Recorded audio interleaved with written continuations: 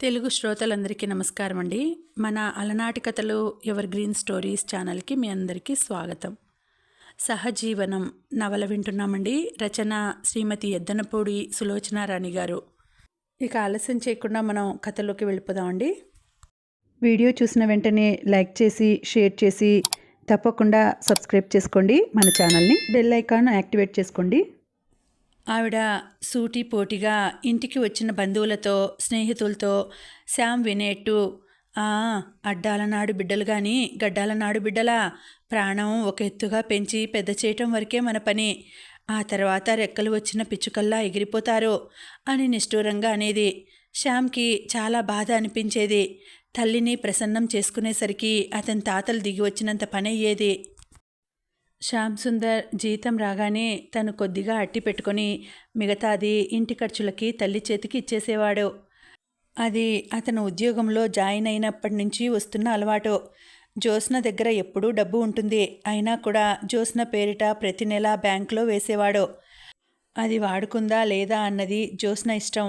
ఉద్యోగం చేయలేదని, చేతిలో డబ్బు లేదని, అంతా తల్లికి ఇస్తున్నాడని జ్యోత్స్న ఏనాడు అనుకోకూడదని అతని నిర్ణయం. జ్యోత్స్న డబ్బు దగ్గర పెద్దగా పట్టించుకున్నట్టే ఉండదు. తనకి కావాల్సింది అడుగుతుంది, మిగతాది ఏమైంది అన్న సంగతి ఆరా తీయదు. శ్యామ్ సుందర్ పనిచేసే కంపెనీకి చాలా లాభాలు వచ్చాయి. అతనికి బోనస్గా 5,000 వచ్చింది. ఈ 5,000 రాగానే చిన్నపిల్ల పేరిట వేయించాలని జానకమ్మ తాపత్రయం. మొదటి నుంచి ఆ కుటుంబానికి అధికార సంపదే తప్ప డబ్బు సంపాదన అంత ఎక్కువగా లేదు. ఉన్న దాంట్లోనే జాగ్రత్తగా కాపురం గడిపి అందరికంటే ఉన్నట్టుగా పిల్లలకి తనకి నగలు బట్టలు అమరుస్తుంది జానకమ్మ. బోలెడంత కట్నం ఇచ్చి ఎంతో ఖర్చు పెట్టి పెద్ద పిల్ల ప్రమీల పెళ్లి చేశారు. ఏడాది తిరగకుండా ఆ పిల్ల ఇంటికి వచ్చేసింది. దాంతో ఆవిడకి నడుము విరిగినట్టయింది. దానికి తోడు ఆయన సుస్థి మనిషి, మందులకి మాకులకి బాగా ఖర్చు అవుతోంది. పైనుంచి ఇంటికి అనుక్షణం వచ్చిపోయే చుట్టాలు. పెళ్ళి అయిపోయిన తర్వాత కొడుకు జీతంలో సగానికి సగం తగ్గించి ఇంటికి ఇస్తున్నాడు. ఆవిడ చాలా కినుకుగా ఉన్నా పైకి ఏమీ అనలేకపోయింది. అలా అప్పుడప్పుడు శ్యామ్ సుందర్కి పైన డబ్బు వస్తూనే ఉంటుంది. ఇది వరకు లెక్క చెప్పి టంచనుగా చేతికిచ్చేవాడు. మొన్నోసారి 2,000 ఏదో బాపతు పైకం వచ్చిందట. అది ఇవ్వలేదు. ఆవిడ లోపల ఉడికిపోతోంది. అంత డబ్బు ఉన్న జ్యోత్స్న కొడుకు దగ్గర ఉన్న డబ్బు లాగి ఇబ్బంది పెడుతోందని చిరచిరలాడిపోతోంది. ఈసారి కొడుకుని ఆవిడ నిలదీసింది. 5,000 ఏవిరా? ఉన్నాయమ్మా. ఎక్కడా? ఎక్కడో అక్కడా. సరిగ్గా చెప్పు, ఏం చేశావు? నేనేమీ అనుకోనులే, చెప్పు అంది. ఏదో ఒకటి చేశాను, ఖర్చయిపోయినాయి, సరేనా? వాటిని గురించి ఇక అడక్కు అన్నాడతను. ఇంకెక్కడికి పోతాయి, పెళ్ళానికి ఇచ్చుకుని ఉంటాడు. ఆవిడ ముఖం చిట్లిస్తూ అనుకుంది. మనసులో మాట కలిగితే ఆవిడ అస్సలు దాచుకోదు. నేను జడ్జిగారి అమ్మాయిని, నాకేం భయం అనే తత్వం ఆవిడది. జ్యోత్స్న కూడా పాప ఖర్చుల కోసం డబ్బు అడిగింది. అతను లేదన్నాడు. జ్యోత్స్నకి కోపం వచ్చింది. తను అసలు ఎన్నడూ అడగనే అడగదు. పాపకి మరీ గౌన్లు లేవు. వచ్చిన 5,000 బొత్తి తల్లి చేతిలో పెట్టి ఉంటాడు అనుకుంది. శ్యామ్ దగ్గర ఉంటూ బామ్మని డబ్బు పంపించమని అడగాలంటే జ్యోత్స్నకి సిగ్గుగా ఉంటుంది. అక్కడ డబ్బు అనేది పొలాల మీద, ఇళ్ల మీద, బంగారం మీద ఉంటుంది. ఒకసారి పంటల మీద నష్టం వస్తే ఆ ఏడాది అంతా డబ్బుకి ఇబ్బందిగానే ఉంటుంది.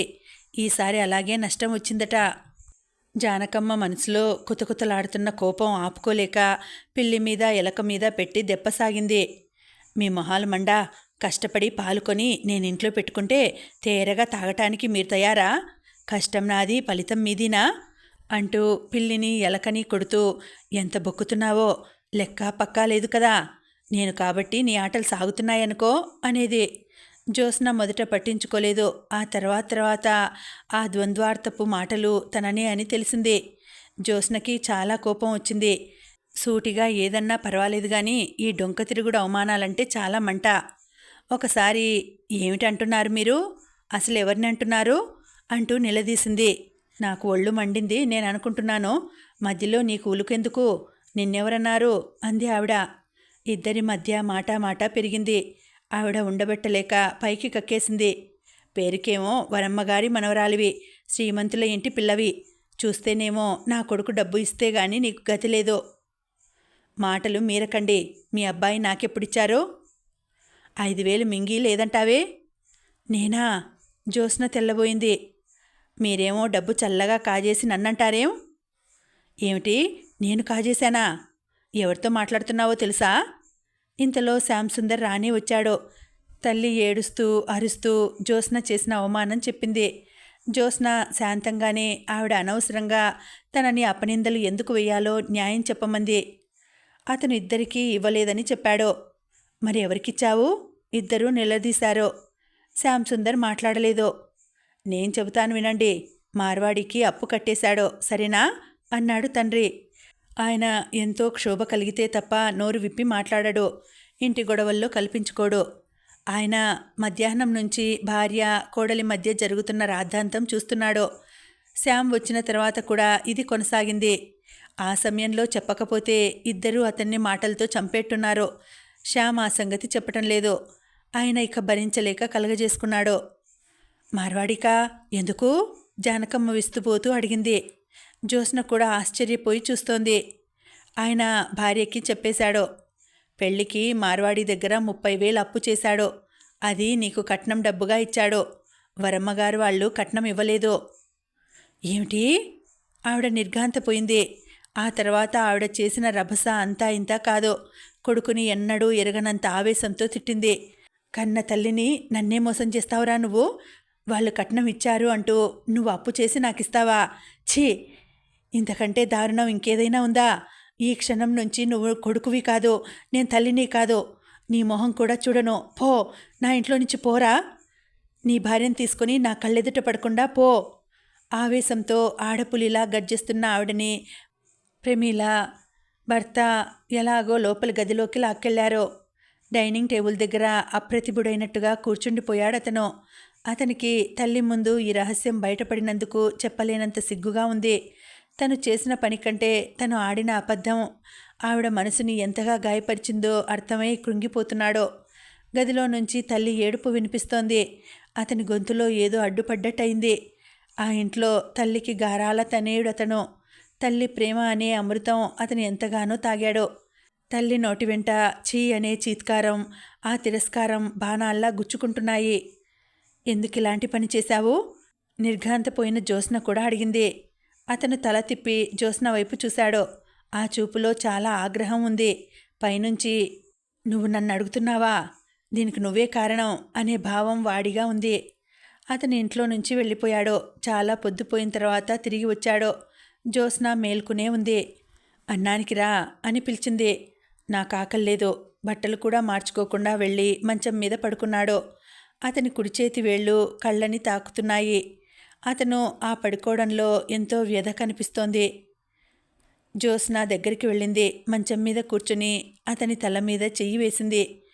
ఎందుకింత బాధపడుతున్నావు అంది. నీకు తెలియదు.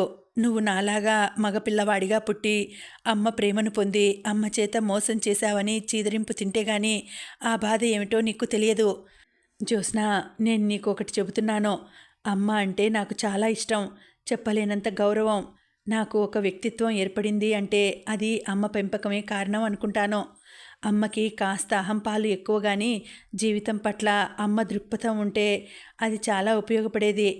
అమ్మ కళ్ళల్లో ఆవిడ పెంచిన విలువలకి తగ్గి ప్రవర్తించడం నాకు చాలా బాధగా అనిపిస్తుంది. మరి ఎందుకు చేశావా పని? కినుకగా అడిగింది. నీకోసం. నీకోసమా? కాదు, నా కోసమే చేశాను. అమ్మకి కట్నం కావాలి. కట్నం ఇవ్వటం నీకు ఇష్టం లేదు. నువ్వు నాకు కావాలి. అందుకని ఆ కట్నం డబ్బు నేను అప్పు చేసి తెచ్చి జోగారావు గారి చేత మీ బామ్మే పంపినట్టు నేను ఇప్పించా. ఇది నాన్నగారికి మాత్రం చెప్పాను. ఆయన నన్ను తప్పు చేస్తున్నావని వెనక్కి లాగలేదు. సరే అన్నారు. జ్యోత్స్నకి మొదట ఇదంతా చాలా బాధగా అనిపించినా ఇప్పుడు శ్యామ్ అంటే చాలా అపురూపం అనిపించసాగింది. తన కోసమే ఇదంతా చేశాడనే భావన జ్యోత్స్నకి ఎలాగో ఉంది. అతను ఇంత ఇస్తున్నా తనకి ఇంకా ఇంకా అతని నుంచి పొందాలని అనిపిస్తుంది. ఇది తన ఆలోచనల లోపమా? శ్యామ్ భుజాలు పట్టి లేపి తలని తీసుకుని గుండెలకి అదుముకుంది. అతని జుట్టులోకి వేళ్లు పోనిస్తూ చెంపని ఆ క్రాఫ్ మీద ఆనించుకుంటూ, పిచ్చబ్బాయ్, అమ్మకి కష్టం కలిగించానని కదూ బాధపడుతున్నావు? ఈ చెడ్డ పని ఈ మంచి అబ్బాయి ఎందుకు చేశాడట? ఈ చెడ్డ అమ్మాయి కోసం, అవునా?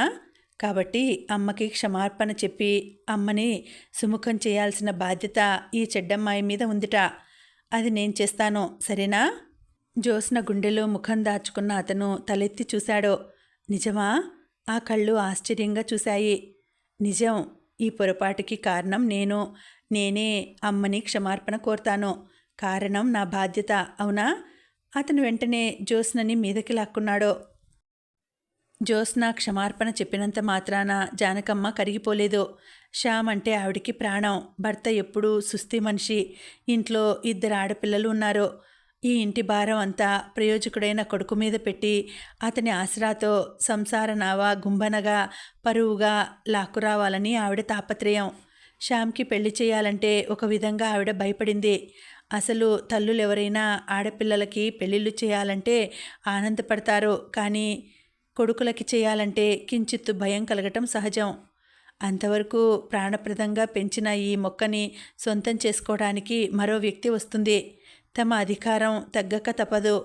తను ఒకప్పుడు ఆ విధంగానే వచ్చిన సంగతి వీరికి గుర్తుండదు. శ్యామ్ సుందర్కి తనకి నచ్చిన అమ్మాయిని చేయాలని ఆవిడ తాపత్రయం. కానీ అతను తెలివిగా తనకి నచ్చిన అమ్మాయిని జోగారావు గారి ద్వారా తల్లికి కూడా నచ్చేలా చేశాడు. శ్యామ్కి జ్యోత్స్నకి పరిచయం ఉందని అన్నా అది కేవలం ముఖపరిచయం అని మాత్రమే అనుకుంది. తర్వాత తెలిసింది అది కేవలం పరిచయం కాదు, ఆ అమ్మాయే కావాలని చేసుకున్న తీరు అది. ఇదంతా జ్యోత్స్న తెలివితేటలు అని ఆవిడ ఆగ్రహం. కొడుకుని తెలివిగా కొంగుకి ముడివేసుకుంది.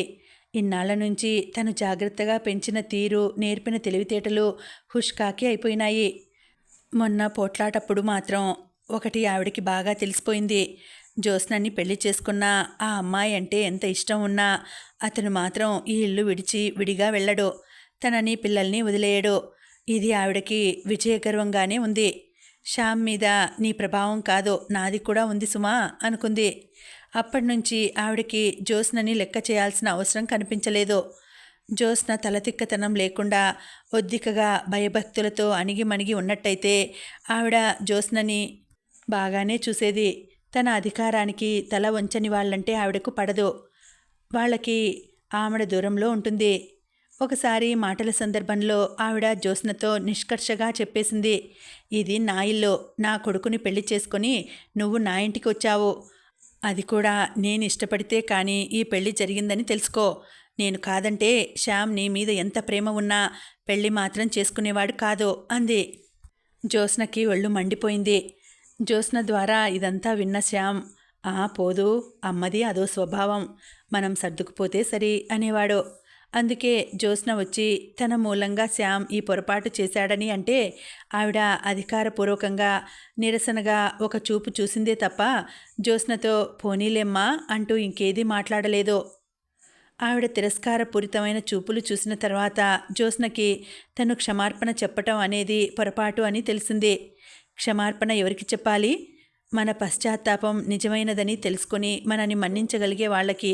కానీ వారి ఆధిక్యత మరింత పెరగడం అనుకునే అహంభావులకి క్షమార్పణ అస్సలు చెప్పకూడదు. ఏదేమైనా అసలే ఎడముఖంగా పెడముఖంగా ఆలోచనలలో ప్రవర్తనలలో భిన్న ధృవాలుగా ఉండే అత్తాకోడలిద్దరికీ మధ్య ఈ సంఘటన మూలంగా ఎడం మరింత పెరిగిందే తప్ప తిరగలేదు. జ్యోత్స్న పెంచుతున్న పాప ఎవరో ఎంత ఆలోచించినా జానకమ్మ గారికి అంతుపట్టడం లేదు. ఈ పాపకి జ్యోత్స్నకి ఏమిటి సంబంధం? ఆ పాప తల్లిదండ్రులు ఏమయ్యారు? పోనీ పెంచితే పెంచింది, తనకి ఫలానా వారి బిడ్డ అని చెప్పవచ్చుగా. చెప్పడం ఏమిటి? ఒక్కోసారి పాపని జ్యోత్స్న అపురూపంగా పెంచే తీరు చూస్తే ఆవిడకి రాకూడనంత అనుమానం వచ్చేది. జ్యోత్స్న పెళ్లి కాకముందు ఏదైనా వెధవ పని చేయలేదు కదా. శ్యామ్కి ఏవో 2 కళ్ళబొల్లి కబుర్లు చెప్పి తెలివిగా ఇలా ఈ పిల్లని ఇంటికి తీసుకురాలేదు కదా. ఆ ఆలోచన వస్తే ఆవిడకి భయం వేసేది. ఒకసారి మధ్యాహ్నం వేళ జ్యోత్స్న ఇంట్లో లేదు. ఆశ అప్పుడే వచ్చింది. ఆశ వచ్చేసరికి పాప పాకుతూ చేతులు చాస్తూ వెళ్ళసాగింది. జానకమ్మ గారికి అసలు ఆశను చూస్తేనే మంట. ఈ పసిపిల్ల మీద ప్రేమ నటిస్తూ దానికి ఏదో ఒకటి పట్టుకువస్తూ ఆ వంకతో 10 సార్లు ఇంటికి వస్తూ ఈ ఇంటితో తనకి స్నేహ బాంధవ్యాలు ఉన్నాయని చాటుకుంటుందని, ఇది సాగనీయకూడదని ఆవిడ తాపత్రయం. ఆవిడ ఆశను చూడగానే చరచరా వచ్చి ఆశ కాళ్ళ దగ్గరికి ప్రాకుతూ వచ్చి చీర కుచ్చుళ్ళు పట్టుకొని బోసి నవ్వులు నవ్వుతూ లేవబోతున్న పాపని ఒక్కలాగు లాగి చేతుల్లోకి తీసుకుంది. తనకిష్టమైన పని నుండి యువతలకి లాగినందుకు పాపకి ఉవ్వమని ఏడుపులు అంకించుకుంది. వెధవ ఏడుపు నువ్వును. ఆవిడ ఒక్కటి చెల్లుమని అంటించింది. పాప గిలారుమన్నట్టుగా గుక్కపట్టి ఏడుస్తుంటే ఆశ మనసు గిలగిల్లాడిపోయింది. గబాలన పరిగెత్తుకు వచ్చి అయ్యో అలా కొడతారేం అంటూ లాక్కోబోయింది. ఆవిడ ఆశ చేతుల్ని విదిలించి అవతలికి తోసేసింది. కళ్ళెర్ర చేసి చూస్తూ మా పిల్ల మా ఇష్టం, మధ్యలో అడగడానికి నువ్వెవరు అని పిల్లని మరోటి చరుస్తూ వాళ్ళు వీళ్ళు అనలేదు. వాకిట్లోకి ఎవరైనా రావటం ఆలస్యం, అడ్డమైన వాళ్ళ కాళ్ళకి అడ్డం పడతావు అంటూ లోపలికి తీసుకుపోయింది. ఆశ జ్యోత్స్నతో తర్వాత ఈ సంగతి చెబుతూ జ్యోత్స్న నేను భరించలేకపోయానే, ఆ పిల్ల నా పిల్లేనని చెప్పాలని ఎంతో ఆవేశం వచ్చింది. బలవంతంగా నా నోరు నొక్కుకున్నాను అంది. నయమే చెప్పావు కాదు. చూడు నీ పిల్ల అని తెలిస్తే మా అత్తగారు ఒక్క క్షణం పాపని ఇక్కడ ఉండనీయదు. అసలు నేను ఇలా పెంచుతున్నానని తెలిస్తే ముందు నా కంఠమో పాప కంఠమో నులిమేస్తుంది అంది. ఆ రోజు జానకమ్మ గారు బంధువుల ఇంట్లో పుట్టినరోజు వేడుక ఉంటే వెళ్ళింది. ఆడపిల్లల్ని ఉండమని వాళ్ళు బలవంతం చేస్తే ఆ రాత్రి అక్కడే ఉంచి తను ఒక్కతే తిరిగి వచ్చింది. ఆవిడ వచ్చేసరికి రాత్రి 7 గంటలయింది. ఇల్లంతా నిశ్శబ్దంగా ఉంది. లోపలికి వచ్చిన ఆవిడకి జ్యోత్స్న బెడ్రూమ్లో నుంచి మెల్లగా మాటల ధ్వని వినవచ్చింది. మామూలుగా అయితే పొంచి ఉండి మాటలు వినే స్వభావం ఆవిడికి లేదు.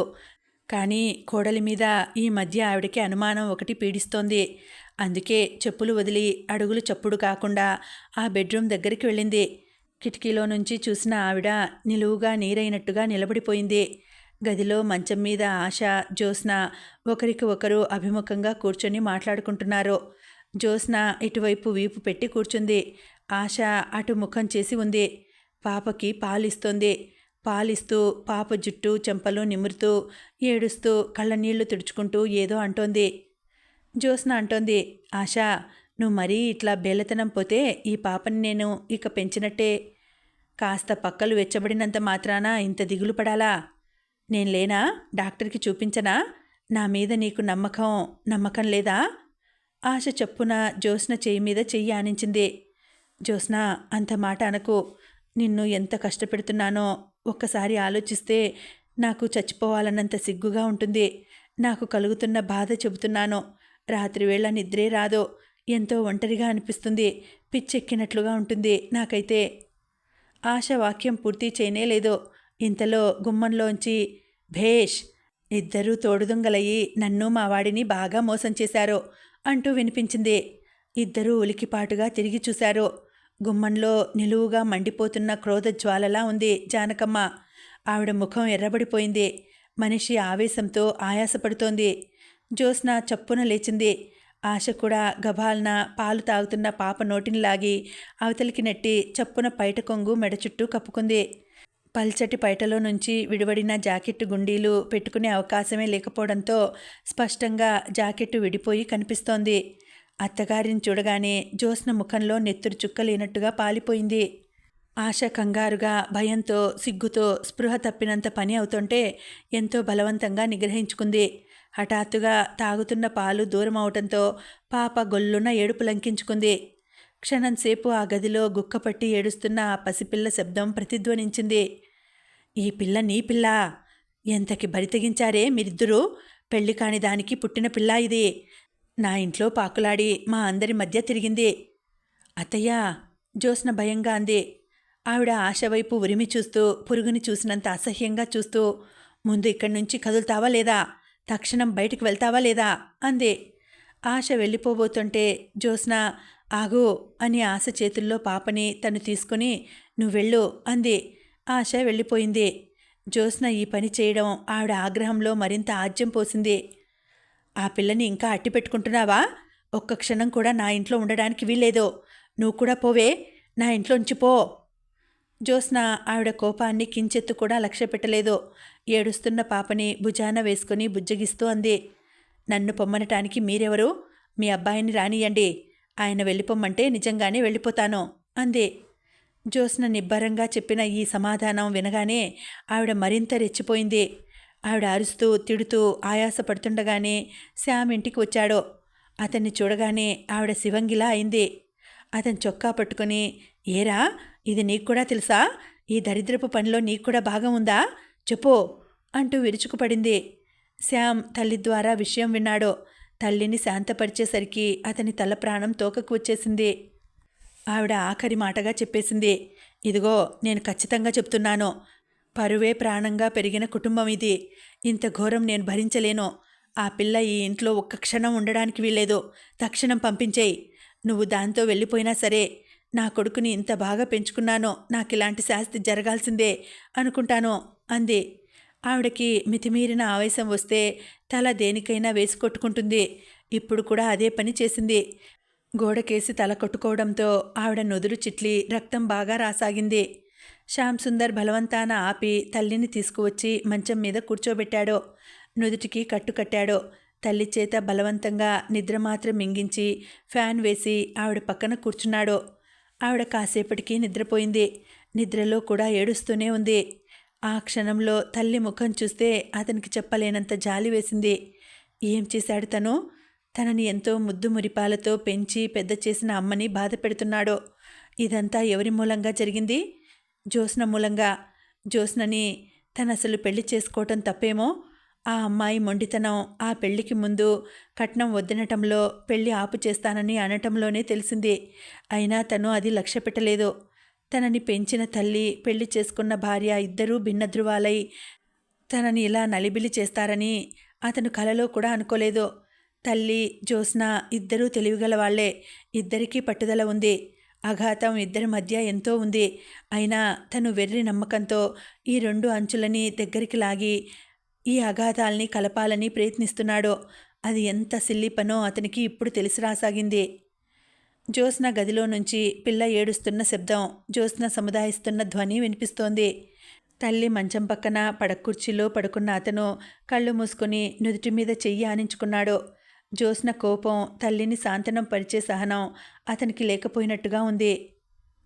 ఈ గొడవ లేకపోతే జీవితం ఎంత ఆనందంగా సుఖంగా ఉండేది. జ్యోత్స్న బొత్తిగా అది ఆలోచించడం లేదు. జ్యోత్స్న పాప బట్టలు మడత పెడుతోంది. ఇంతలో ప్రమీల వచ్చి, వదినా, నీకోసం ఎవరో అబ్బాయి వచ్చాడో అని చెప్పింది. జ్యోత్స్న చేస్తున్న పని మానేసి వెళ్ళింది. వాకిట్లో నిలబడిన కుర్రాడు, ఆశ మీకు ఈ ఉత్తరం ఇమ్మన్నారు అని చెప్పి ఇచ్చి వెళ్ళిపోయాడు. జ్యోత్స్న కవర్ తీసుకొని లోపలికి వచ్చింది. మంచం మీద కూర్చొని ఉత్తరం తీసి చదవసాగింది. అందులో ఇలా ఉంది. జ్యోత్స్న, శ్యామ్ నిన్న వచ్చి నాతో మాట్లాడాడు. అన్ని విషయాలు నాకు తెలిసినాయి. నువ్వు పాపని తీసుకుని మయూరపురం వెళ్ళిపోతానని చెప్పావుట. ఆశ, నేను ఇద్దరం బ్రతికి ఉండగా పాపని ఇంకెక్కడా ఉంచనని ఖచ్చితంగా చెప్పావుట. అతను ఆ మాటలు చెబుతుంటే నా కళ్ళల్లో చివ్వున నీళ్లు చిమ్ముకు వచ్చినాయి.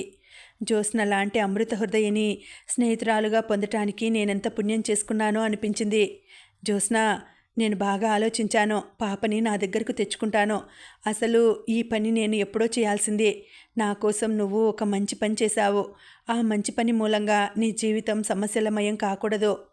నేను చూస్తూ ఊరుకుంటే అంతకంటే దారుణం ఇంకేది ఉండదేమో. అప్పుడు నీ స్నేహితురాల్ని అనిపించుకునే అర్హత కూడా నాకు ఉండదు జ్యోత్స్న. నాకిప్పుడు ధైర్యం వచ్చింది. ఈ సంఘంతో నేను ఎంతైనా పోరాడగలను. ఎంతటి దూషణ తిరస్కారాలనైనా భరించగలను. ఆర్థికంగా కూడా నాకిప్పుడు పర్వాలేదు. వృత్తిరీత్యా నేను మళ్ళీ క్రమంగా నిలదొక్కుకోగలుగుతున్నాను. ఇప్పుడు నా ఆరోగ్యం కూడా పర్వాలేదు. పాప కోసం నేను లేని వేళల్లో కనిపెట్టుకుని ఉండేందుకు ఒక ఆయాని చూశాను. పాప రాక కోసం అన్ని ఏర్పాట్లు చేశాను. సాయంత్రం నువ్వు పాపను తీసుకొనిరా. నీ పెంపుడు కూతుర్ని నీ ఆలోచనల మేరకు నేను సరిగ్గా పెంచగలనో లేదో కాస్త నాకు అవకాశం ఇచ్చి చూడు. నేనే వద్దామని అనుకున్నాను, కానీ మీ అత్తగారిని బాధ పెట్టడం ఇష్టం లేదు. ఆవిడకి నన్ను చూస్తే మళ్ళీ రక్తపోటు హెచ్చిపోతుందేమోనని నేను రావటం లేదు. జ్యోత్స్న, నువ్వు నీ శక్తికి మించి నాకు సాయం చేశావు. నీ రుణం నేను తీర్చుకోలేను. ఇంకా నిన్ను ఇబ్బంది పెట్టడం నాకేమాత్రం ఇష్టం లేదు. ప్లీజ్ నన్ను అర్థం చేసుకో. నాకింకేమీ చెప్పడానికి ప్రయత్నించకు. సాయంత్రం 5 గంటలకల్లా పాపని తీసుకుని వచ్చేయి. నీకోసం పాప కోసం ఎదురు చూస్తూ ఉంటాను. నీ ఆశ. ఆ ఉత్తరం 1కి 2 సార్లు చదివిన జ్యోత్స్న నిట్టూరుస్తూ ఉత్తరం మడిచి కవర్లో పెట్టింది. శ్యామ్ వెళ్ళి ఆశతో మాట్లాడా. అతను మాట్లాడిన తర్వాతనే ఆశ ఈ నిర్ణయానికి వచ్చి ఉంటుంది. నిజమే, అత్తగారి గొడవ భరించలేక తను మయూరపురం వెళ్ళిపోతానని అన్నది. ఈ మాట వినగానే శ్యామ్కి చాలా కోపం వచ్చింది. పళ్ళ బిగువున కోపం ఆపుకుంటూ, అవునులే, నాకంటే ఆ పసిపిల్లే నీకెక్కువ కదూ, ఓకే, నీ ఇష్టం, ఎలా ఉంటే అలాగే చెయ్యి అన్నాడు. 2 రోజుల తర్వాత ఆశ దగ్గర నుంచి ఈ ఉత్తరం వచ్చింది. అంటే అతను వెళ్ళి తను ఎంత మొండిగా ప్రవర్తిస్తోందో ఆశకి చెప్పి ఉంటారు. జ్యోత్స్న చాలాసేపు ఆలోచనలో పడినట్టుగా కూర్చుండిపోయింది.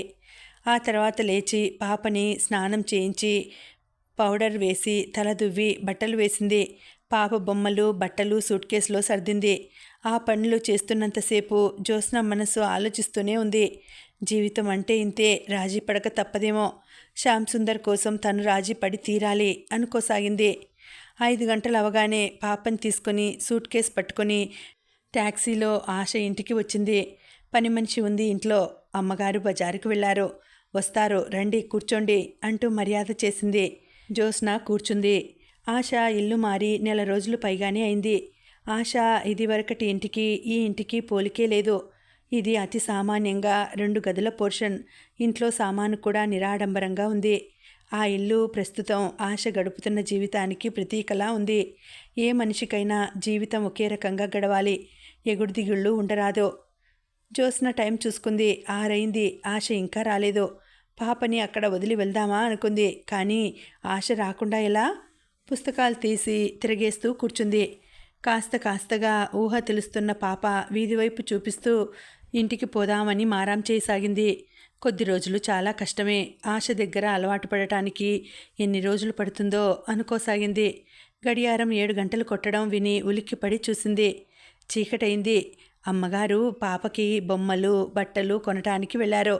అబ్బో, ఆవిడ ఉత్సాహం చూడాలి. బజారంతా కొనేసేట్టు ఉంది అంది పని మనిషి. జ్యోత్స్న పాపని నిద్రపుచ్చి సోఫాలో పడుకోబెట్టింది. తను కూడా ఓపికగా ఎదురు చూస్తూ కూర్చుంది. ఇంతలో కారు ఆగిన శబ్దం అయింది. జ్యోత్స్న కిటికీ ఉన్న పరదా పక్కకి లాగి చూసింది. ఆగిన కారులోంచి శ్యామ్ సుందర్ దిగి వడివడిగా వస్తున్నాడు. అతని ముఖం చూసేసరికి జ్యోత్స్నకి భయం వేసింది. ఇప్పుడు ఇక్కడ మరో గొడవ కాబోల్రా దేవుడా అనుకుంది. అతను వస్తూనే అన్నాడు, నువ్వు ఇక్కడున్నావా? నీకోసం వెతకలేక చచ్చిపోతున్నాను. జ్యోత్స్న ముఖం తిప్పుకుంది. ఇంటికి రావటం ఆలస్యం అయిందని కాబోలు ఆ ఆగ్రహం. ఆశ కోసం ఎదురుచూస్తున్నాను. ఆశ రాగానే పాపనిచ్చేసి వచ్చేస్తాను అంది. అతను ఒక అడుగు ముందుకు వేసి వచ్చాడు. జ్యోత్స్న, ఆశకి యాక్సిడెంట్ అయింది. హాస్పిటల్లో ఉంది. ఆశ బ్యాగ్లో ఉన్న ఫోన్ నెంబర్ చూసి నాకు ఫోన్ చేశారు. నేను వెళ్ళాను. హాస్పిటల్లో చేర్పించి వస్తున్నాను చెబుతుంటే అతని కంఠం వణికింది. జ్యోత్స్న చివ్వున అతని వైపు తిరిగింది. యాక్సిడెంటా? అవును. ఆశ వస్తున్న ఆటో డబుల్ డెక్కర్కి తగిలి ప్రమాదమైంది. పాపని తీసుకురా, వెళ్దాం. జ్యోత్స్న పాపని ఎత్తుకుని హాస్పిటల్లో ఆశ పడుకున్న మంచానికి ఎదురుగా నిలబడింది. ఆశ ముఖం నిండా తల నిండా ఒంటి నిండా కట్లతో నిండిపోయి ఉంది. కళ్ళు మాత్రం చెక్కు చెదరలేదు. ఆశకి కాస్త స్పృహ వచ్చింది. జ్యోత్స్నను చూడగానే ఆశ కళ్ళల్లో నీళ్లు నిండి పక్కలకి జారసాగినాయి. జ్యోత్స్న ఆశ చెయ్యి కదపబోయి సాధ్యం కాకపోవడంతో ఆగిపోయింది. జ్యోత్స్న ఆశనే చూస్తోంది. ఆశ కళ్ళు మూగగా జ్యోత్స్న చేతుల్లో ఉన్న పాప మీదనే నిలిచినాయి. హీన స్వరంతో మెల్లగా అంది, జ్యోత్స్న, చూసావా, భగవంతుడు నన్ను చూసి భయపడినట్టున్నాడు. ఆడపిల్ల మరీ ఇంత ధైర్యంగా ఉండటం తనకి నచ్చటం లేదని చెప్పటానికి కాబోలు నాకీ ప్రమాదం తెచ్చిపెట్టాడు. పెళ్లి కాని ఆడపిల్ల బిడ్డను కని నేను తల్లిని, నా సంతానాన్ని నేను పెంచుతాను అంటే చివరికి దేవుడికి కూడా భయం వేసిందన్నమాట. జ్యోత్స్న, ఏడుస్తున్నావా? ఎందుకే? నాకు దెబ్బలు తగిలినాయనా? వీటిని నేను లెక్క చేస్తాననుకుంటున్నావా? త్వరగా కోలుకుంటాగా. నిన్ను బాధ పెట్టకూడదు అనుకుంటే ఇలా అయిపోయింది. తగ్గిపోతుందిలే. నాకేం భయం వేయటం లేదు. నిజం చెప్పనా, నాకు అసలు దేనికి భయం కలగటం లేదు. ఈ మనుషులు అసలు ఎందుకు ప్రతి చిన్నదానికి ప్రతి చిన్న విషయానికి భయపడతారో నాకు అర్థం కాకుండా ఉంది. భయపడాల్సిన పనే లేదు కదూ. కాస్త నాకు తగ్గగానే పాపని నేను తీసేసుకుంటాను. అంతవరకు నీ దగ్గర ఉండనిస్తావు కదూ. నాకు తెలుసు నీకు చాలా బాధ అని. కానీ నేనేం చెయ్యను. నిన్ను బాధ పెట్టకూడదని అనుకున్నాను. భగవంతుడు ఇలా ఎందుకు చేయాలి చెప్పు? ఆశ ఏడ్చేసింది. ఆశ, ఏడవకు. జ్యోత్స్న కళ్ళు తుడుస్తూ అంది. ఊహు, ఏడవను ఏడవను తల తిప్పింది. ఆశ జ్యోత్స్న చేతుల్లో ఉన్న పాప వైపు చూస్తోంది. మూగగా ఉన్న చూపుల్లో కోటి విషాద భావాలు ఉప్పొంగుతున్నాయి. ఆశ ఆ తెల్లవారుజామున చనిపోయింది. జ్యోత్స్న, శ్యామ్ ఇద్దరూ అక్కడే ఉన్నారు. No no no! Jyotsna doctor చెప్పిన ఆ మాట వినగానే అరిచినట్టుగా అంది. శ్యామ్ చొప్పున జ్యోత్స్న నోరు మూశాడు. జ్యోత్స్న మరు నిమిషంలో పెద్దగా ఏడ్చేసింది. ఆ తర్వాత కార్యక్రమం చూడాల్సిన బాధ్యత అంతా శ్యామ్ మీదనే పడింది. జ్యోత్స్నని అతను ఇంటికి తీసుకువచ్చేసరికి తెల్లవారుతోంది. కారులో నుంచి జ్యోత్స్నని చేయి పట్టి దింపి రెక్క పట్టుకొని ఆసరా ఇచ్చి నిద్రపోతున్న పాపని తనే భుజాన వేసుకుని లోపలికి వచ్చాడు శ్యామ్ సుందర్. ఆశ చనిపోయి 1 రోజులు పైగానే అయింది. పాపని ఏ అనాథ ఆశ్రమానికైనా ఇవ్వటానికి శ్యామ్ సుందర్ ఆలోచన చేస్తుంటే జ్యోత్స్న కళ్ళెర్ర చేసి చూసింది. ఆ మాట పొరపాటుగా కూడా నా దగ్గర తీసుకురాకు. అది నా బిడ్డ, నా బిడ్డే. నా బిడ్డ నేను బ్రతికుండగా అనాథ ఎలా అవుతుంది? అతను మాట్లాడలేకపోయాడు. తన స్నేహితుల ద్వారా పిల్లలు లేని వాళ్ళు కబురు చేశారని వారికి పెంపకానికి ఇద్దామా అన్నాడు. వాళ్ళకి పిల్లలు కావాలంటే లోకంలో ఎంతోమంది అనాథలు ఉన్నారు, వాళ్ళల్లో వెతుక్కోమను అంటూ తిరస్కరించింది. ఆశ పోయిన తర్వాత జ్యోత్స్నకి ఆ పాప సర్వస్వం అయిపోయింది. ఎవరైనా ఆ పాప సంగతి ఎత్తితే చాలు వాళ్ళు నోరెత్తకుండా చివాట్లు పెడుతుంది. ఆశ పోయినందుకు కృంగిపోయి అలా ఉందని శ్యామ్ సరిపెట్టుకున్నా ఇంట్లో తల్లి బయట లోకం ఊరుకోవటం లేదు. ఈ పిల్ల శ్యామ్ సుందర్ కూతురు కాదు, అయినా జ్యోత్స్నకి ప్రాణం. బంధువుల్లో స్నేహితుల్లో రకరకాల పుకార్లు బయలుదేరాయి. జ్యోత్స్నకి పుట్టిన అక్రమ సంతానం అని ప్రచారం చేసింది. శ్యామ్కి ఇది తల కొట్టేసినట్టుగా ఉంది. అతను స్వతహాగా ఎంతో సరళ స్వభావుడు, కలుపుగోలు వ్యక్తిత్వం గల అతను. బంధువుల ఇంట్లో కానీ స్నేహితుల ఇంట్లో కానీ మంచి చెడులు ఏవి జరిగినా అండగా వెళ్ళి నిలబడే స్వభావం. ఈ పాపని గురించిన అపవాదుల మూలంగా అతను బయటకి వెళ్ళలేకపోతున్నాడు. ఇది వరకు జ్యోత్స్న కోసం అతని ఇంట్లో ఒక్క తల్లితో మాత్రమే యుద్ధం చేయాల్సి వచ్చేది. ఇప్పుడు బయట ప్రపంచంతో కూడా యుద్ధం మొదలైంది. ఇటు ఇంట్లో తల్లి, అటు బయట లోకం కూడా అతన్ని చేతగాని వాడిగా చూడసాగారు. అతనికి ఇది ఎంతో బాధగా అనిపిస్తోంది. అతను పడుతున్న ఈ బాధ జ్యోత్స్నకి అర్థం కాదు. మనం ఎందుకు పట్టించుకోవాలి అంటూ తీసి పారేస్తుంది. అతని చిన్న చెల్లెలికి పెళ్లి సంబంధం వచ్చింది. పెళ్లి చూపులు ఏర్పాటైనాయి. పెళ్లివారు వచ్చారు. నట్టింట తప్పటడుగులతో నడుస్తున్న పాపను చూసి పెళ్లివారు కూడా ముచ్చటపడ్డారు. జ్యోత్స్నని అమ్మా అని, శ్యామ్ని డాడీ అని పిలుస్తున్న ఆ పాప వారి కన్న కూతురు కాదని మధ్యవర్తి అంటే పెళ్లివారు తెల్లబోయారు. మరి ఎవరి పాప అంటే జ్యోత్స్న స్నేహితురాలి కూతురు. ఆ అమ్మాయి యాక్సిడెంట్లో చచ్చిపోయింది అని చెప్పాడాయన. వాళ్ళు ముఖాలు చూసుకున్నారు. పిల్ల నచ్చిందని తాంబూలాలు పుచ్చుకున్న పెళ్లివారు వెళ్ళిన తర్వాత ఈ సంబంధం మాకు అవసరం లేదని మేం విరమించుకున్నామని మధ్యవర్తి ద్వారా కబురు చేశారు. ఆయన వచ్చి లబోదిబోం అంటూ ఈ పాప ప్రమీల అక్రమ సంతానం అయి ఉంటుందని అదంతా దాచి జ్యోత్స్న స్నేహితురాలు కూతురు అంటున్నారని వాళ్ళు నిష్ఠూరం ఆడారట. ఇది వినగానే జానకమ్మ గారి నిలువునా నీరైపోయింది. ప్రమీల భర్త పోయిన మాట నిజమే, కానీ వయసులో ఉన్న ప్రమీలని ఆవిడ కంటికి రెప్పలా కాపాడుతూ ఆ ఇంటి పరువు దక్కిస్తూ వచ్చింది. ఈ పాపిష్టి పసిపిల్ల మూలంగా తన పెద్ద కూతురు జీవితానికి తీరని మచ్చ కలగటం ఆవిడ సహించలేకపోయింది. చిన్న కూతురికి పెళ్లి సంబంధం తప్పిపోయిందనే అవమానం కంటే పెద్ద పిల్ల మీద ఈ అభాండం పడిందే అన్న రోషం ఆవిడికి ఎక్కువైపోయింది. శ్యామ్ కూడా అక్కడే ఉన్నాడు. మధ్యవర్తి చెప్పిన మాటలు వినగానే అతను కూడా నిరుత్తరుడైనాడు. జానకమ్మ గారు ఆడపులిలా కొడుకు వైపు తిరిగింది. ఏరా, దీనికేం జవాబు చెప్తావు? ఇంత అనర్థం జరిగిన తర్వాత కూడా నోరు మూసుకొని నన్ను పడిముండమంటావా? ఇదంతా నీ చేతకానితనం కదూ. నీ భార్యకి నువ్వు గట్టిగా జవాబు చెప్పుకోలేని అసమర్థతకి ఇంటి పరువు బలి పెడతావన్నమాట అని ఆవిడ ఏడవసాగింది. అయ్యో అయ్యో, ఎంత వినరాని మాట విన్నాను. దీనికోసమేనట్రా నిన్ను అంత గారాభంగా పెంచి పెద్ద చేసింది. ఇంత మాట లోకం చేత పడిన తర్వాత ఇక మేం చచ్చినా ఒకటే, బ్రతికినా ఒకటే. మాకింత విషం తెచ్చివ్వరా? అందరం తలా గుక్కెడు మింగి చస్తాం. అప్పుడు నువ్వు నీ భార్య హాయిగా సుఖంగా బ్రతుకుదురుగాని. మా పీడ విరగడవుతుంది. నీకు కని పెంచిన కన్నతల్లి కంటే, తోడబుట్టిన వాళ్ళకంటే ఆ దిక్కుమాలిన పసిపిల్ల ఎక్కువన్నమాటిగా. ఇంత జరిగినా నీ పెళ్ళాం చేస్తున్నదే ఇష్టమన్నమాట. నీ మాట అంత వినని దానిని ఆ మయూరపురం పోతానంటే ఎందుకు పోనీయలేదు? అదేం చేసినా పర్వాలేదు, నిన్ను వదిలిపోకుండా ఉంటే చాలు. అది లేకపోతే నువ్వు బ్రతకలేవు. చూడరా, దీని ముఖం ఒక్కసారి చూడు. ఆవిడ ప్రమీల చెయ్యి పట్టి లాగి శ్యామ్ సుందర్ని ముందుకు తోసింది. ఇంత మాట పడిన తర్వాత దీన్ని లోకం బ్రతకనిస్తుందా? ఈ చిన్నదానికి ఇక జన్మలో పెళ్ళవుతుందా? ఇదంతా నా కర్మరా, కర్మ. నీలాంటి వాడిని కన్నందుకు నేను పొందే ప్రతిఫలం. ఆవిడ నుదురు కుర్చీ కేసి కొట్టుకోసాగింది. ప్రమీల చెల్లెలు ఇద్దరూ తల్లిని బలవంతంగా ఆపడానికి ప్రయత్నిస్తుంటే ఆ పని కూడా మర్చిపోయినట్లుగా కూర్చుండిపోయాడు శ్యామ్ సుందర్.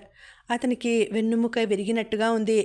తను ఏం చేస్తున్నాడో, అమ్మకి ఇంత దుఃఖం ఎందుకు కలిగిస్తున్నాడు? ప్రమీల ఎంత పిచ్చిది! ఆ అమాయకురాలి మీద లోకం బురద చల్లే పరిస్థితి తెచ్చాడో. జ్యోత్స్న అంటే తనకిష్టం. ఆ ఇష్టం మూలంగా జ్యోత్స్న చేసేదంతా భరిస్తున్నాడో. ఇంటి పరువుని బజార్లో పెట్టాడో. తల్లి మనశ్శాంతిని చిన్నాభిన్నం చేశాడో.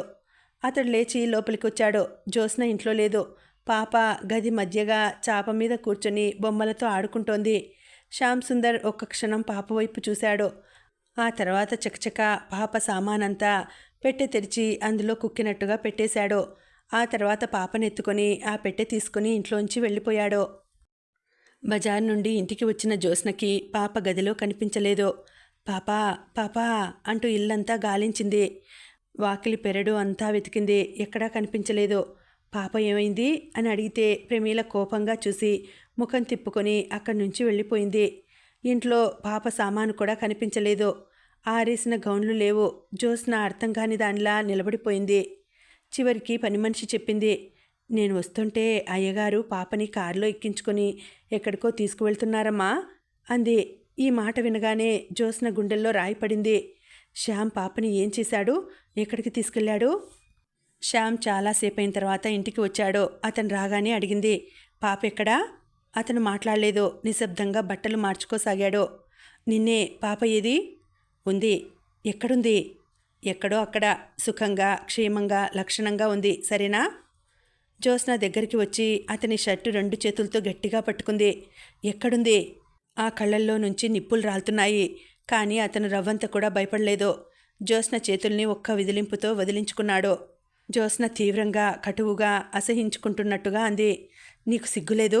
నేను లేకుండా చూసి దొంగలా పిల్లని మాయం చేస్తావా? నీకు ధైర్యం ఉంటే నేను ఉండగా తీసుకువెళ్లాల్సిందే. నీ ఇష్టం వచ్చినట్టు అనుకో. ముందు పిల్లని ఎక్కడ దాచావో చెప్పు. చెప్పను అతను అరిచాడు. నీకు కావాల్సింది ఆ పిల్ల క్షేమంగా సుఖంగా పెరగటం, అంతే. ఆ పని మన ఇంట్లోనే జరగనవసరం లేదు. అసలు ఇన్నాళ్ళు భరించటం నాదే తప్పు. నువ్వేదో మూర్ఖంగా ప్రవర్తిస్తుంటే నేను మతిలేని వాళ్ళ తలూపాను. ఆశ పిల్లని పెంచాలంటే పెంచుదాం, కానీ ఇలా కాదు. నా వంశం ప్రతిష్ట బజారున పడేసి అమ్మని క్షోభ పెట్టి కాదు. ప్రమీల మీద అభాండాలు వచ్చేలా కాదు. అతని నుదుట నిండా చెమటలు అలుముకున్నాయి. అతని చేతులు గుప్పెళ్లుగా బిగుసుకున్నాయి. ఏనాడు కనిపించని ఆవేశం అతని కంఠంలో ప్రతిధ్వనిస్తోంది. పళ్ళ బిగువున అన్నాడు, జ్యోత్స్న, ఒక్క మాట చెబుతాను విను. స్నేహితురాలు అయిన ఆశే నీకు అంత ప్రాణమైతే నా కన్న తల్లి చెల్లెళ్ళు నాకెంత ముఖ్యమో ఆలోచించు. వాళ్ళకి దీనికి సంబంధం ఏమిటి? ఏమిటా? శ్యామ్ జరిగిందంతా చెప్పాడు. జ్యోత్స్న ఒక్క తల విదిలింపుతో ఆ మాటలు తోసేసింది. అలా మాట్లాడారు అంటే అసలు వాళ్ళు మంచివాళ్ళు కానే కారన్నమాట. అలా చెప్పుడు మాటలు వినేవాళ్ళకి మనం పిల్లని ఇవ్వనే ఇవ్వకూడదు. ఆ సంబంధం తప్పిపోయినందుకు నువ్వు బాధపడకూడదు, సంతోషించాలి. నీకు అర్థం కాదు, శ్యామ్ చిరాగ్గా అన్నాడు. అతనికి చాలా విసుగ్గా ఉంది. జ్యోత్స్న ఒకానొక సత్యం వైపు సూటిగా నిర్భయంగా చూస్తోంది. తడబాటు లేకుండా అటువైపు వెళ్తోంది. దానికి చాలా శక్తి కావాలి. అలా ఎంతమందికి ఉంటుంది? జ్యోత్స్నకి చాలా కోపం వచ్చింది. వాళ్ళేదో వాగారని ముక్కుపచ్చలారని పసిప్రాణాన్ని బాధ పెడతావా? మనం లేకపోతే అది ఎంత బెంబేలు పడుతుందో తెలుసా? ఏం పర్వాలేదు, నీకంటే బాగా లాలించగల మనుషుల చేతికి అప్పగించాను. ఎవరికిచ్చావో చెప్పు. చెప్పను. జ్యోత్స్న చివరికి అతని చేత చెప్పించలేకనే పోయింది. ఆ రాత్రి జ్యోత్స్న మంచం మీద పడుకొని పాప కోసం ఏడవసాగింది. శ్యామ్ పక్క మంచం మీదనే పడుకొని ఉన్నాడు. అతను మేల్కొనే ఉన్నాడు. జ్యోత్స్న ఏడుపు వింటూనే ఉన్నాడు. కానీ జ్యోత్స్నని కాస్త కూడా ఊరడించలేదు, లాలించలేదు. కనీసం ఇటు తిరగను కూడా తిరగలేదు. ఆ ఏడుపు తన చెవులకే పట్టనట్టుగా రాయిలా కఠినంగా ఉండిపోయాడు. జ్యోత్స్నకి ఒక పక్క పాప కోసం ఏడుస్తున్నా, మరో పక్క అతని నిర్లక్ష్యం ఇంకా గాయపరుస్తున్నట్టుగా ఉంది. జ్యోత్స్నకి హనీమూన్ గుర్తుకు వచ్చింది. ఆ రోజు కాలికి కాస్త రాయి తగిలితే శ్యామ్ ఎంత హడావిడి చేశాడో, ఎంత అపురూపంగా చూశాడో. ఇప్పుడు ఇంత బాధపడుతున్న రవంత కూడా పట్టించుకోవటం లేదు. జ్యోత్స్న అనే వ్యక్తి ఎవరో తనకి సంబంధమే లేనట్టుగా అటువైపు తిరిగి పడుకున్నాడో. జ్యోత్స్నకి తన పక్కన పడుకున్న ఈ శ్యామ్ సుందర్ ఎవరోలా ఉన్నాడో. ఆ శ్యామ్ సుందర్ తనంటే ప్రాణం ఇచ్చే ఆ ప్రేమికుడు కావాలని ఆ క్షణంలో ఎంతగానో అనిపించింది. అతనిలో ఆ మార్పుకి తల్లి చెల్లెళ్ళే కారణం అనుకుంది. జ్యోత్స్నకి వాళ్ళ మీద కూడా కోపం రాలేదు. అతనంటేనే, అతని వ్యక్తిత్వం మీదనే కినుక రాసాగింది. చెల్లెలు పెళ్లి చెడిపోయిందని అతను ఎందుకు బెదిరిపోవాలో అర్థం కావడం లేదు. అతను అనవసరంగా భయపడుతున్నాడు అనిపించింది. అతనిలో కనిపిస్తున్న ఈ పిరికితనానికి జ్యోత్స్న మనసు చేదు తిన్నట్టుగా విముఖంగా మారుతుంది. ఆ రోజు నుండి జ్యోత్స్న శ్యామ్ సుందర్ల మధ్య అనురాగ వీణ మూగపోయినట్టయింది. ఇద్దరి మధ్య మాటలే కరువైనాయి. అతనికి పని ఒత్తిడి విపరీతంగా ఉంది. రాత్రింబవళ్ళు దానితో మునిగి తేలుతున్నాడు. దానికి తోడు చిన్న చెల్లెలకి సాధ్యమైనంత తొందరలో ఇదివరకు పోయిన సంబంధం కంటే మించినది తెచ్చి అతి త్వరగా పెళ్లి చేసి నలుగురిలో శభాష్ అనిపించుకోవాలని అతనికి మహా పట్టుదలగా ఉంది. ఇప్పుడు కనుక చిన్న చెల్లెలు పెళ్లి ఆలస్యం చేస్తే ఈ అపవాదు మరింతగా బలపడి తన కుటుంబం అందరి నోళ్లలో నాంతుందని అతనికి భయంగా ఉంది. అందుకే తల్లి ఏడుస్తుంటే, నువ్విక ఏం మాట్లాడకమ్మా, అరుణకి మంచి సంబంధం తెచ్చి పెళ్లి చేసే బాధ్యత నాది అన్నాడు. ఈ హడావిడిలో అతనికి జ్యోత్స్న ఎలా ఉంటుందో పరిశీలనగా చూసే అవకాశమే తక్కువ అయిపోయింది. మొదట్లో కినుక వహించిన మెల్లగా రాజీ పడుతుందని అతను ఆశించాడు. పాప ఎక్కడ ఉందో తెలిస్తే జ్యోత్స్న తప్పక వెళ్ళి తీసుకువస్తుందని అతనికి దృఢంగా తెలుసు. అందుకే అతను పాప ఉనికిని తెలియనీయలేదు. జ్యోత్స్న పాప కోసం తల్లడిల్లిపోతోందని, తను చూపే కాఠిన్యానికి కృంగిపోతోందని తెలిసి కూడా అతను మౌనం వహించాడు. ఈ సమయంలో తను కాఠిన్యం వహించటం మినహా అతనికి ఇంకో గత్యంతరం లేకపోయింది. అతని మౌనం, నిర్లక్ష్యం జ్యోత్స్నని తీవ్రంగా గాయపరిచినాయి.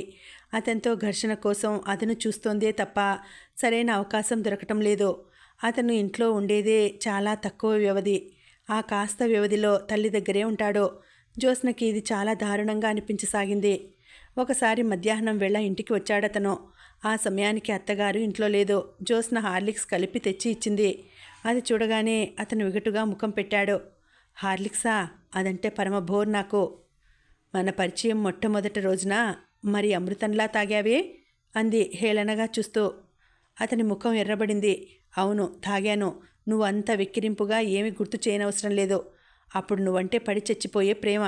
ఆ సమయంలో హార్లిక్సీ కాదు, విషం తాగమన్నా నీ చేత్తో ఇస్తే అమృతంలా తాగేవాడిని. ఇప్పుడు నువ్వు నా భార్యవయ్యావు. నా ఇష్టాయిష్టాలు నీకు తెలియచేయటంలో తప్పులేదు.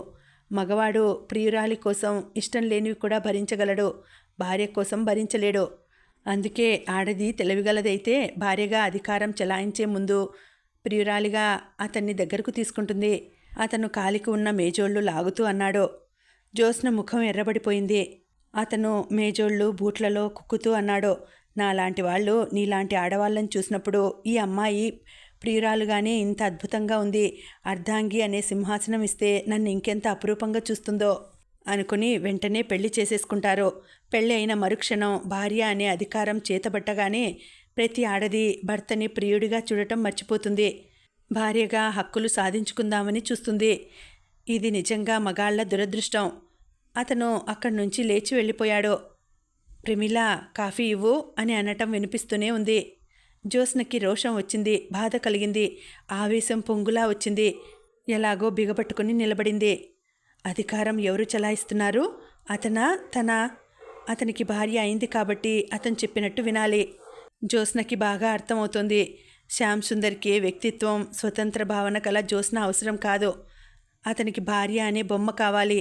అతను గీసిన హద్దుల్లో తను ఇమడటం లేదనేగా అతని సాధింపు. నా ప్రాణం పోయినా మీ చేతుల్లో కీలుబొమ్మని కాలేను అనుకుంది. ఒకసారి అవకాశం దొరికినప్పుడు జ్యోత్స్న అనేసింది, నేను మయూరపురం వెళ్ళిపోతాను. వెళ్ళిపో. ఆ మాటలో రవంత కూడా సంకోచం లేదు. జ్యోత్స్న అతన్నే చూస్తోంది. అతను అన్నం తిని లేచి బేషన్ దగ్గర చెయ్యి కడుక్కుంటూ అన్నాడు, చూడు, మాటిమాటికి నువ్వు నన్ను బెదిరించనవసరం లేదు. ఇక్కడి పద్ధతులు నీకు నచ్చకపోతే నువ్వు నిరభ్యంతరంగా వెళ్ళిపోవచ్చు. కానీ ఒకటి మాత్రం గుర్తుంచుకో, ఒకసారి వెళ్ళావా ఇక తిరిగి రావటానికి వీల్లేదు. అహం అనేది నీకే కాదు, నాకు కూడా చాలా ఉందని తెలుసుకో. జ్యోత్స్న అతని సమాధానం విని నోట మాట రానట్టుగా నిలబడిపోయింది. రోజులు గడుస్తున్నాయి. అత్తగారు, ఆడపడుచులు పేరుకి మాట్లాడటమే తప్ప చాలా ముక్తసరిగా ప్రవర్తిస్తున్నారు. శ్యామ్ సుందర్ తీరుబడే లేనట్లు ప్రవర్తిస్తున్నాడు. ఇక ఈ ఇంట్లో తను ఎందుకు ఉన్నట్టు? శ్యామ్ సుందర్ ప్రేమాభిమానాలు కొరవడిన తర్వాత ఇంకా ఉండటం తన అమాయకత్వం కాదా, సిగ్గులేనితనం కాదా? అన్నట్లుగానే శ్యామ్ సుందర్ అరుణకి ఇంకో పెళ్లి కొడుకుతో పెళ్లి ఖాయం చేశాడు. పోయిన సంబంధం కంటే ఈ సంబంధం అన్ని విధాలా గొప్పదే. వాళ్ళందరూ పెళ్లి హడావిడిలో ఉన్నారు. ఇంటికి బంధువులు ఎవరైనా వచ్చినప్పుడు అత్తగారు జ్యోత్స్నతో ఎంతో ఆత్మీయంగా, కలుపుగోలుతనంగా, ప్రేమగా మాట్లాడుతుంది. వాళ్ళ ముందు నాకు, నా కోడలికి ఎలాంటి అరమరికలు లేవు సుమా అన్నట్లు ప్రవర్తిస్తుంది. వాళ్ళు వెళ్ళగానే మళ్ళీ మామూలే. జ్యోత్స్నకిది కంపరంగా ఉంది. ఈ నటన ఎందుకు అనిపించసాగింది. ఒకసారి వచ్చిన వాళ్ల ముందే మీరంతా నటించనవసరం లేదులేండి అంది. వచ్చిన చుట్టాలు తెల్లబోయారు. జానకమ్మ గారి ముఖం కత్తివేటుకి నెత్తురు చుక్కలేనట్టుగా అయింది. ఆ రోజు కూడా ఇంట్లో చాలా రగడ అయింది. పెద్దవాళ్ళని గౌరవించడం నేర్చుకో అని శ్యామ్ మందలించాడు. ఇలాంటి పెద్దవాళ్ళని ఎలా గౌరవించాలో నాకు తెలుసు అంది. నోర్మొయ్, పిచ్చిగా మాట్లాడకు అన్నాడు. నువ్వు ముందు నోరు జాగ్రత్తగా పెట్టుకొని మాట్లాడు. ఇద్దరి మధ్య మాట పెరిగింది. శ్యామ్ పింతల్లి పెత్తల్లి వినోదంగా చూస్తున్నారు. ఎందుకో గాని ఆ రోజు శ్యామ్ సుందర్ చాలా అసహనంగా ఉన్నాడు. ఉండదలుచుకుంటే ఈ ఇంటి గౌరవం నీది అనుకుని ఉండు అన్నాడు. లేకపోతే రెట్టించింది. నీకు నాకు సంబంధం లేదు. అదే ఆ మాట నీ నోటి నుంచి ఎప్పుడు వస్తుందా అని ఎదురు చూస్తున్నాను. నీ చేత ఆ మాట అనిపించుకున్న తర్వాత ఇంకా ఈ ఇంట్లో ఉండటానికి నేనేం సిగ్గులేని దాన్ని కాను. ఇప్పుడే వెళ్ళిపోతాను. శ్యామ్ సుందర్ బాగా రెచ్చిపోయాడు. అతను ఏది వద్దంటాడో అదే చేస్తుంది జ్యోత్స్న. దేనికోసం బాధపడతాడో అక్కడే ఇంకా గాయపరుస్తుంది. ఇంట్లో బంధువులు ఉన్నారని కూడా లేకుండా అలా మాట్లాడుతుందా? అతనిలో పురుషాహంకారం దెబ్బతింది. అతని సహనం అంతరించిపోయింది. పో, వెళ్ళిపో. నువ్వు పోతే నీలాంటి వాళ్ళని నలుగురిని భార్యలుగా తెచ్చుకోగలను అరిచాడు. అన్న వెంటనే జ్యోత్స్న అతని చెంప చెళ్ళుమనిపించింది. జ్యోత్స్న కళ్ళల్లో నుంచి నిప్పులు రాల్తాయేమోనన్నంత ఎర్రగా వాడిగా ఉన్నాయి ఆ చూపులు. శ్యామ్ చెంప పట్టుకుని నిశ్చేష్టుడిలా నిలబడిపోయాడు. అత్తగారు అపర కాళిలా విరుచుకుపడింది. వాడిని కొడతావుటే? నువ్వు మనిషివేనా, ఆడదానివేనా? అయ్యో అయ్యో! ఆవిడ అరుపులు ఇల్లంతా ప్రతిధ్వనిస్తున్నాయి. జ్యోత్స్న ఆవిడ మాటలు లక్ష్య పెట్టలేదు. చరచరా తన గదిలోకి వెళ్ళింది. ఇంట్లో బంధువులంతా చోద్యం చూస్తున్నట్లుగా నిలబడి ఉన్నారు. జ్యోత్స్న పెట్టె తీసుకుని ఆ ఇంటి నుండి ఎలా యువతలకి వచ్చిందో, బస్సు ఎలా ఎక్కిందో జ్యోత్స్నకే తెలియదు. గదిలో గబాలన ఏదో పడిన శబ్దం అయింది. జ్ఞాపకాల సుళ్లలో గిరగిరా తిరుగుతూ వాటిలో లీనమై ఉక్కిరి బిక్కిరి అయిపోతూ తను ఎక్కడుందో, ఏం చేస్తోందో సర్వం మర్చిపోయినట్టుగా కిటికీ దగ్గర నిలబడి ఉన్న జ్యోత్స్న గదిలో పెద్దగా అయిన శబ్దానికి ఈ లోకంలోకి వచ్చినట్టుగా తిరిగి చూసింది. గదిలో టేబుల్ మీద పెట్టిన కాఫీ గ్లాసుని పిల్లి పడదోసింది. అది క్రింద పడటంతో దానిలో జ్యోత్స్న సగం తాగి వదిలేసిన కాఫీ అంతా నేల మీద ఒలికింది. జ్యోత్స్న వచ్చి గ్లాస్ తీసి టేబుల్ మీద పెట్టింది. క్రింద నుంచి సుబ్బులు కేక పెట్టింది. అమ్మాయి గారు, మిమ్మల్నే, స్నానానికి రండి, బామ్మగారు పిలుస్తున్నారు. జ్యోత్స్న గదిలో నుంచి కదిలి ఒక్కొక్క మెట్టే దిగి వచ్చింది. జ్యోత్స్నకి ఆకలి లేదు. నేను భోజనం చెయ్యను అంటే బామ్మ ఊరుకోదు. ఆవిడ తృప్తి కోసం ఎంగిలిపడి మళ్ళీ పైకి వచ్చేసింది. జ్యోత్స్న వచ్చి మంచం మీద పడుకుంది. తను రావటం తనకి న్యాయంగానే తోస్తోంది. శ్యామ్ సుందర్ భర్త అనే అధికారంతో అతని అభిప్రాయాలు బలవంతంగా తన నెత్తిమీద రుద్దటానికి ప్రయత్నించాడు. తను ఎదురు తిరిగింది. తనే కాదు, తన స్థానంలో ఉన్న ఏ ఆడపిల్ల అయినా అదే పని చేస్తుందని జ్యోత్స్న నమ్మకం. అతను అంత హీనంగా మాట్లాడిన తర్వాత కూడా ఇంకా అక్కడే ఉంటే ఆ అమ్మాయి ఆడపిల్ల కాదు, జీవోత్సవం అన్నమాట. ఇంకా ఉందండి, కథ కొనసాగుతుంది. మళ్ళీ వచ్చే వీడియోలో తర్వాతి భాగం వినేద్దామండి. అంతవరకు సెలవు. నమస్తే.